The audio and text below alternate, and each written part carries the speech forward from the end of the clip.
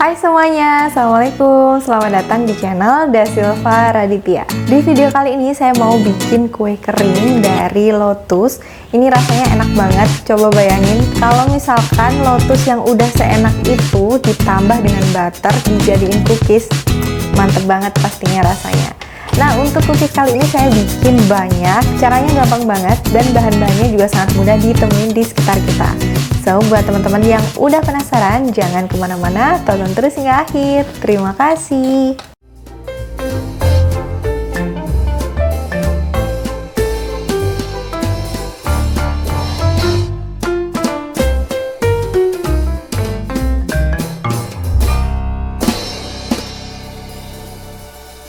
Sebelum masuk ke video cara bikinnya, jangan lupa subscribe dulu channel Dasilva Raditya dan nyalain loncengnya supaya teman-teman tetap dapetin notifikasi setiap ada video terbaru dari channel ini. Terima kasih. Untuk bikin kue keringnya, karena saya bikin banyak, saya akan gunakan mixer dari Mito. Ini adalah Mito Standing Mixer MX500. Nah, untuk bikin kue kering kali ini, saya akan menggunakan pengocok seperti ini ya. Ini tuh kapasitasnya besar banget, untuk 5 liter, dan bisa untuk ngadon roti hingga 500 gram tepung terigu atau tepung kering. Untuk boulnya ini stainless, jadi pastinya anti karat, dan ada 3 mata kocokan yang bisa diganti. Seperti biasa, untuk barang elektronik dari Mito ini selalu low watt, jadi wattnya itu 150 sampai 400 watt aja. Langsung aja kita bikin. Pertama yang harus kita siapin di sini ada 200 gram margarin, kemudian ada 225 gram butter. Selanjutnya kita masukkan 150 gram gula halus. Di sini saya gunakan gula halus supaya dia mudah tercampur rata. Nah, untuk gula halusnya jangan lupa untuk diayak terlebih dulu supaya nanti gulanya itu tidak ada yang bergerindil dan mudah untuk tercampur rata. Karena kita nge-mixernya ini nggak perlu sampai mengembang, cukup tercampur rata aja. Ini saya mixer kurang lebih sekitar 1 menit 1 detik. Jadi nanti hasilnya seperti ini. Kalau udah seperti ini, langsung kita matikan apinya, lalu kita masukkan Biscoff Lotus. Ini di sini saya gunakan 200 gram Biscoff Lotus Crunchy Spread. Kalau misalkan teman-teman nggak pakai yang crunchy pun nggak masalah. Di sini saya pakai yang crunchy supaya dia lebih enak ketika kita makan. Setelah kita masukkan, kita akan mixer hingga dia cukup tercampur rata aja. Nggak perlu sampai mengembang banget. Udah kelihatan tercampur rata seperti ini, lalu kita angkat, kemudian kita sisihkan. Ini dia hasilnya ketika udah dicampur rata. Setelah itu di sini akan kita masukkan 500 gram tepung terigu protein rendah. Untuk tepung terigunya ini kita akan ayak terlebih dulu supaya tidak ada bahan kering yang bergerindil dan pastinya lebih mudah untuk diaduk rata. Kita ayak sedikit demi sedikit, kita aduk. Tapi karena memang kapasitasnya banyak banget yang dibikin, 500 gram tepung terigu. Jadi di sini biar nggak susah, saya akan gunakan standing mixer lagi supaya lebih mudah aja tercampur ratanya. Jadi nggak berat ketika kita aduk.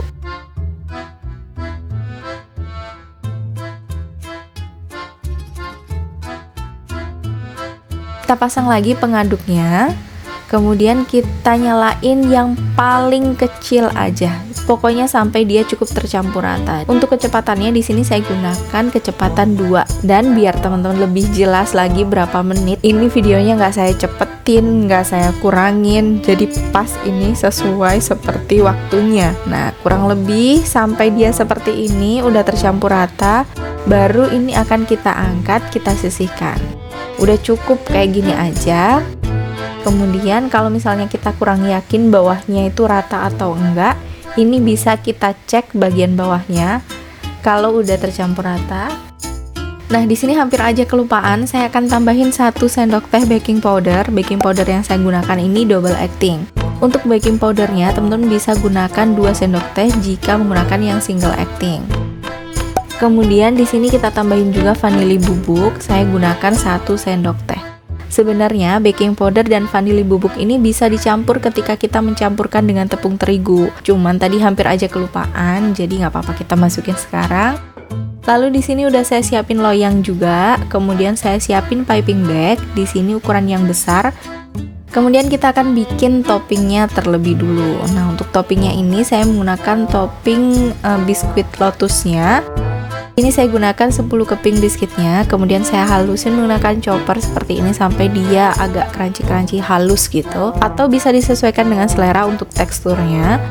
Dan untuk resep ini 10 keping biskuit itu terlalu banyak ternyata, kita hanya gunakan 5 aja udah cukup. Nanti hasilnya akan seperti ini ya. Untuk topping udah kelar, kemudian kita lanjut lihat ke ovennya. Kemudian kita akan panasin ovennya. Nah, di sini saya akan gunakan 2 rak sekaligus. Tapi rak bagian tengah itu supaya dia bagian bawahnya lebih tinggi akan saya balik seperti ini.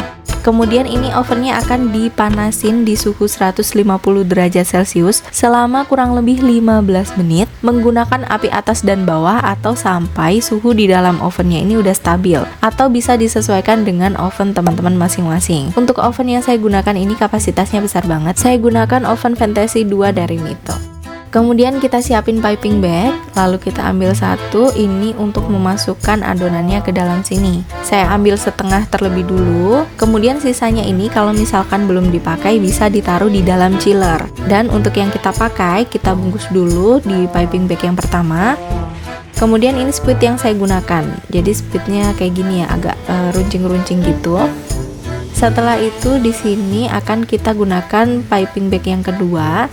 Jadi kalau misalkan habis bagian dalamnya bisa diganti dengan mudah karena memang kue kering ya, dia agak berat. Jadi kita tekan dari bagian tengah ke bawah aja, jangan dari bagian atas karena bakalan susah. Nah, untuk mencetaknya sebenarnya sesuai selera aja.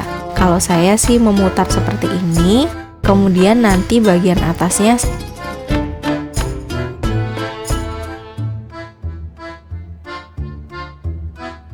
saya akan kasih topping biskuit yang udah saya hancurkan tadi.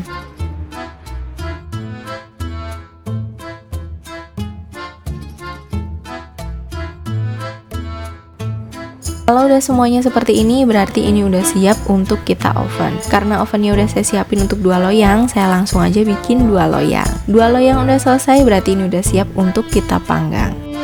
Panggang di suhu 150 derajat Celcius selama 30-40 menit menggunakan api atas dan bawah atau hingga matang, sesuaikan dengan oven teman-teman masing-masing.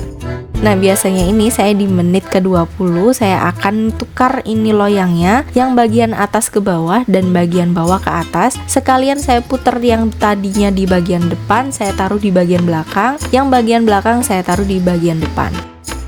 Nah, nanti hasilnya seperti ini. Ini matang, cantik banget. Kalau udah seperti ini, biasanya langsung saya pindahin ke rak pendingin seperti ini, ke tray pendingin.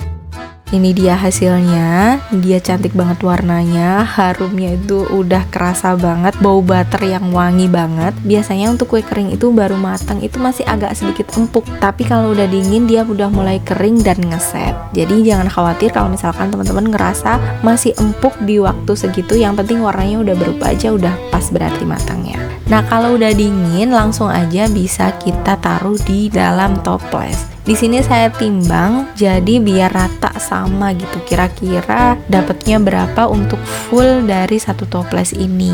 Kalau udah, kemudian kita akan tutup, lalu bisa kita kasih label di atasnya. Sama dengan yang lainnya juga, kalau udah matang kemudian kita bisa sisihin dulu biar dia benar-benar dingin. Karena kue kering kalau misalkan dia itu panas-panas dimasukkan di dalam toples, dia bakalan mudah berjamur, jadi kurang awet. Biarin sampai dia benar-benar dingin, kemudian bisa kita masukkan di dalam toples. Kalau misalkan teman-teman mau pakai full butter juga nggak apa-apa, nggak masalah. Tapi saya lebih suka tekstur yang seperti ini, lebih banyak butter tapi dicampur juga dengan margarin. Oke, ini dia udah jadi. Sekarang kita mau cicipin dulu. Tapi karena puasa kita potek aja, kita lihat dulu ya. Nanti untuk pencicipannya setelah kita buka puasa. Yang pertama saya mau kasih tahu untuk toplesnya ini ukuran berapa. Masya Allah, terbang. Nah, saya pakai toples dari Nuai.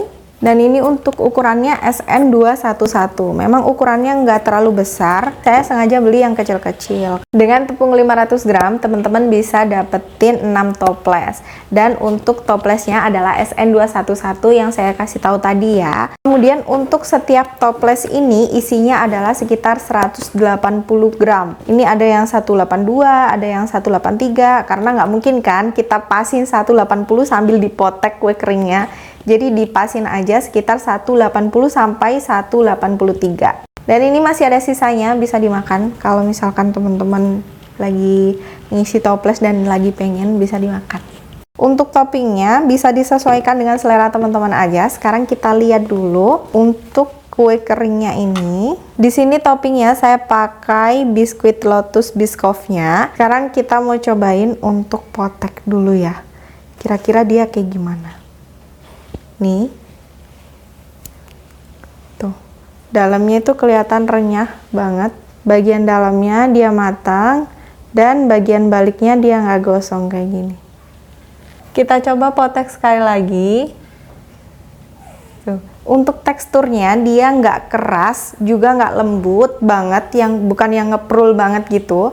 Kalau saya kurang suka kalau misalkan dimakan langsung hilang bles gitu, jadi nggak bisa ngerasain ya untuk kue kering seperti ini. Nah itu pengaruhnya salah satunya adalah dari butter dan margarin yang dimix jadi satu. Jadi kita pakai perbandingan 50:50 atau bisa lebih banyak butternya daripada margarinnya.